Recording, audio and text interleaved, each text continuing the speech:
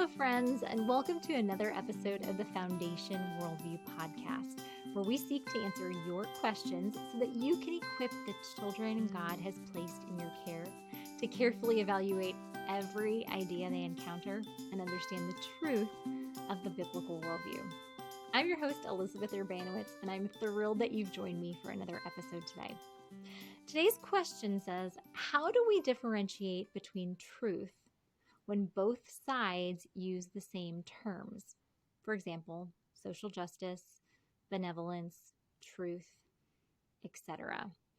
This is a great question that I'm sure we've all felt the effects of what this person is asking about. That it seems like today there's very much a war of the words, that so many words in our society, the definitions have just been rapidly changed. And I actually led an entire webinar on this called, oh goodness, what was it called?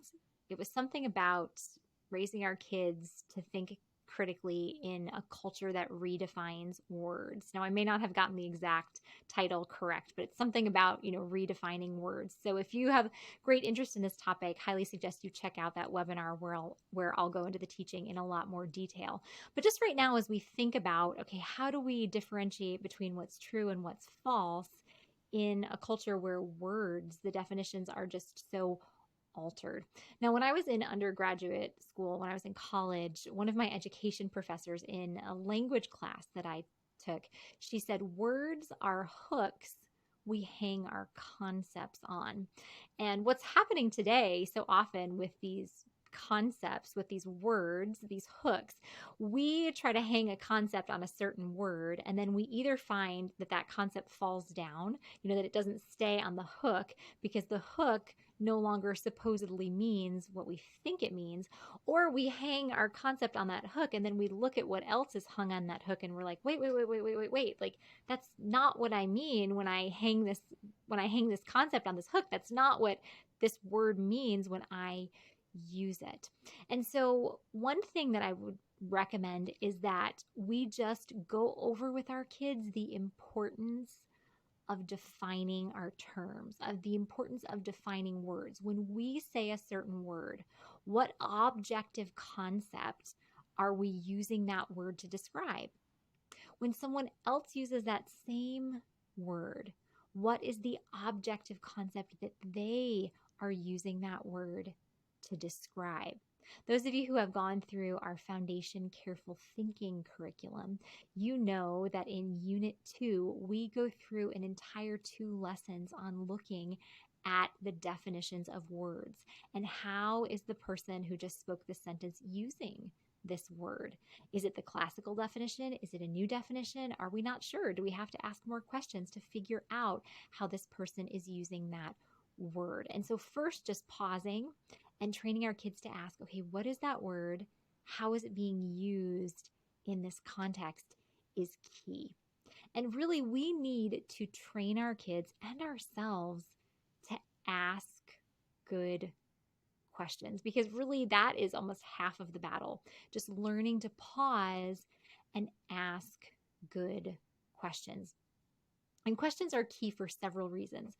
The first reason is, as human beings who are created in God's image, we can communicate through language. As human beings who are created in God's image and living on this side of Genesis 3, we know that the fall has affected us in every way, and that includes our ability to communicate. I mean, just think about why so many couples need marriage counseling.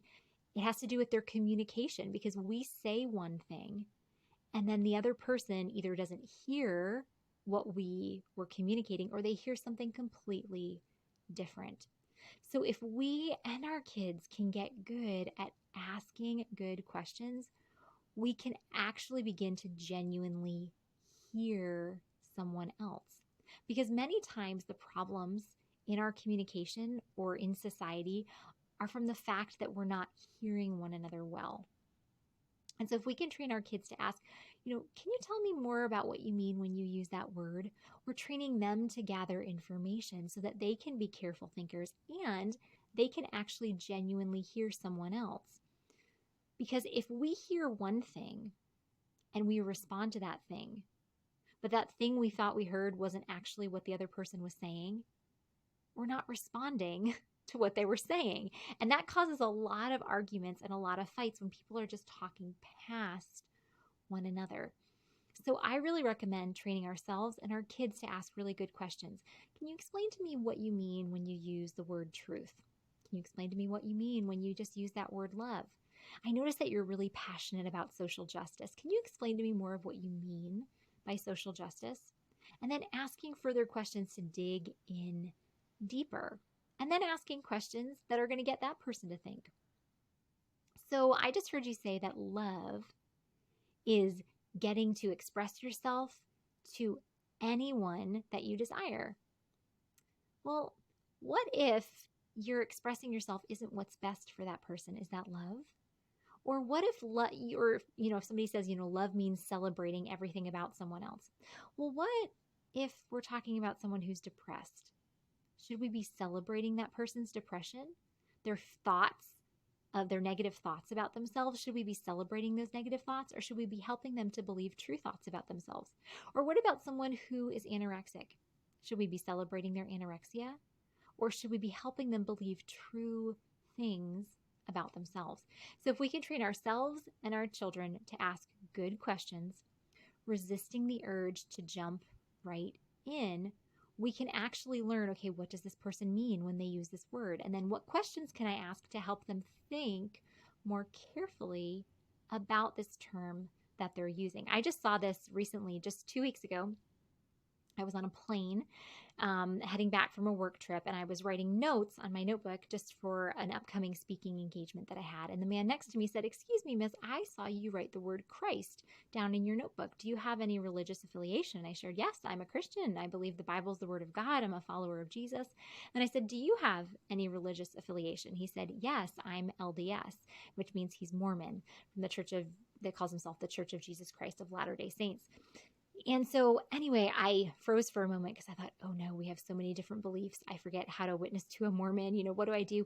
And so I just started asking him questions, not for the purpose of trying to trap him or trick him, but just to gather more information. And as I asked more questions and more clarifying questions, we got into a really good discussion. And he just kept saying, we believe the same thing. We believe the same thing. Where when I was asking good questions, things would come up and I would say, you know what? Actually, that's a difference in our belief. I don't believe that everyone is going to make it into heaven, and there's just different levels of heaven. And, then we would talk some more and I'd ask some more questions. I say, well, I actually don't believe that Jesus is a created being. I believe he's been eternally existent. The Son of God has been eternally existent. And then we talked about other things, and asked more questions. And I said, well, here's another belief. I don't believe that in heaven I'm going to have the possibility of turning into a god and then creating my own planet, and universe. Like, I believe that I'm going to be reconciled fully to Jesus, and I'm going to reflect him and be in communion with him and with other brothers and sisters in Christ. And so just asking good questions enabled us to have a genuine discussion, to look at some of our differences, for me to be able to challenge him, for him to be able to challenge me, and he didn't walk away from that discussion, convinced that the Mormon church is teaching incorrect doctrine. But there were a few times where I asked him questions and he said, I've never thought about that before. I'll have to think about that more. And it's my prayer, I'm continuing to pray for him, that God would use those questions that I asked him as little pebbles in his shoe that will bother him, that will cause him to seek out different answers. And so that's what I would encourage us to do, to train our kids to ask really good questions, to figure out how a word is being used. The second thing, when we're thinking about engaging in evaluating ideas, evaluating how words are being used, we need to think about the difference between like watching a video on YouTube or on TikTok, or just on the TV and hearing someone present an idea, or hearing a newscast or a presidential address or some other type of political speech. So watching something versus actually engaging in a conversation. Because when we're watching something, what we're doing is strictly evaluating. Okay, we're practicing evaluating. So when we're watching something, that's a great opportunity to be able to pause whatever we're watching and ask our kids good questions. What did this person just say? How did they use this word? What did this word mean when they used it? Biblically, what does this term mean? When we're engaging in a conversation, we're engaging with a person. And so that's when we need to ask really good questions to make sure we're loving that person.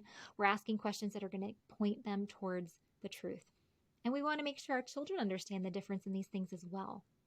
That they can look at, okay, this is just a video, so I am strictly going to be evaluating this. I'm going to be looking at it for logical inconsistencies. I'm going to be looking at it for ways that which words have been twisted. I'm going to look for, is there strong enough support to believe this claim? And then when I'm in a conversation, I know I'm not just engaging with an idea, I'm engaging with a person. And so a person doesn't need to be evaluated. A person needs to be loved. And part of the way that we love someone is by speaking the truth, by asking questions, by listening. So making sure that we differentiate between engaging with an idea that's just recorded and a person, because people are not the sum total of their ideas. That's another conversation or topic that we talk through in Foundation Careful Thinking curriculum. So if you're actually interested in learning more about how to evaluate ideas, how to equip kids to evaluate ideas, highly recommend you check out our Careful Thinking curriculum, because we just systematically train kids to break down ideas, to evaluate them, to see if they're true or false, to look at the strength of an argument. And then in our last unit, we cover these topics that I've been talking about. How do we engage others? By listening, by asking good questions, by helping them seek the truth. Well, that's a wrap for this episode today. But as always, my prayer as we leave our time together is that God would richly bless you as you continue to faithfully disciple the children He's placed in your care. I'll see you next time.